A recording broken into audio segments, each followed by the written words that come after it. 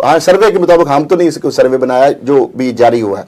अब इसे ऑथेंटिसिटी ये तो हद तक हम कह सकते हैं कि पाकिस्तान की हद तक तो ये बड़ी है।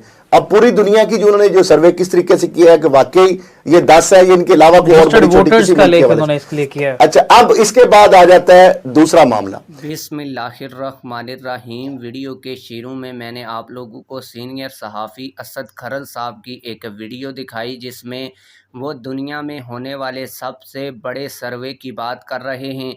इस सर्वे में तहरीक लब्बैक पाकिस्तान की कितनी पोजीशन आई है, सर्वे के बारे में मैं आप लोगों को बता दूं। फिर मैं आप लोगों को सीनियर सहाफ़ी असद खरल साहब जो वॉइस न्यूज़ के प्रेसिडेंट भी हैं उनकी वीडियो दिखाऊंगा जिसमें वो आप लोगों को बताएंगे कि तहरीक लब्बैक पाकिस्तान ने इस सर्वे के अंदर कितनी पोजीशन हासिल की है। इसके अलावा तहरीक लब्बैक पाकिस्तान के ऊपर से जब से इलेक्ट्रॉनिक मीडिया की पाबंदी हटी है तो वॉइस न्यूज़ के ऊपर असद खरल साहब के प्रोग्राम फैक्ट फाइंडिंग में रोज़ाना की बुनियाद पर तहरीक लब्बैक पाकिस्तान को जो है वो कवरेज दी जा रही है। इससे पहले भी मैं आप लोगों को एक वीडियो क्लिप दिखा चुका हूं, आज दूसरा वीडियो क्लिप दिखा रहा हूं।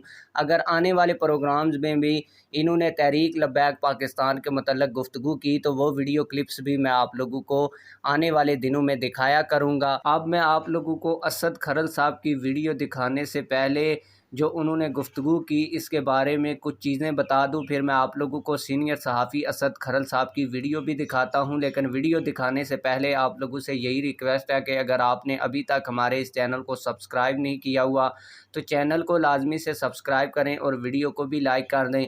आप लोगों को बताता चलूँ कि ये जो सर्वे है ये पाकिस्तान के अंदर नहीं हुआ बल्कि इंटरनेशनल सतह के ऊपर ये सर्वे हुआ है। और इस सर्वे में ये बात चेक की जा रही थी कि दुनिया की मकबूल तरीन सियासी पार्टियां कौन सी हैं।